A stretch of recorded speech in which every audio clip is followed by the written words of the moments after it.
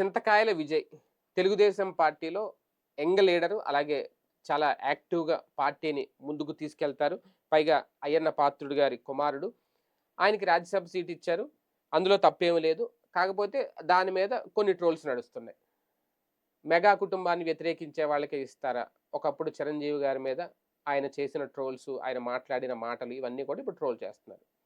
అయితే ఒకటి రాజకీయాల్లో ప్రత్యర్థుల మీద ఆ సందర్భాన్ని బట్టి విమర్శించడం అనేది కామను. పవన్ కళ్యాణ్ గారు చంద్రబాబు నాయుడు గారిని విమర్శించలేదా ఒకప్పుడు? చంద్రబాబు నాయుడు గారి మీద ఆయన తీవ్రమైన పదజాలంతో దూషించలేదా?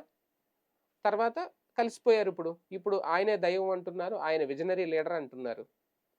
ఒకప్పుడు నరేంద్ర మోడీని చంద్రబాబు నాయుడు గారు ఏ స్థాయిలో విమర్శించారు? మోడీని వ్యక్తిగతంగా కూడా విమర్శించారు.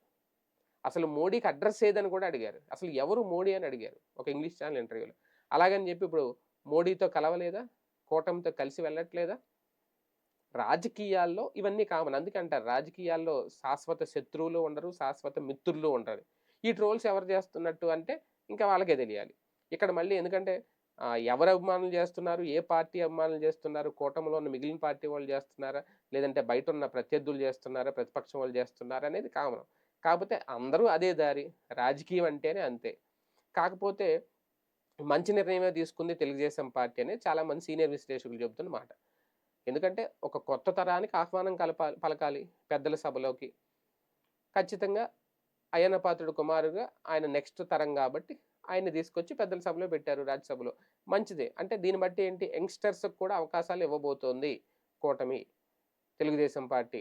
అందులో భాగంగా ఆయనకిచ్చారు. సో, తప్పేముంది అందులో? చింతకాయల విజయ్‌కి ఇచ్చాడు.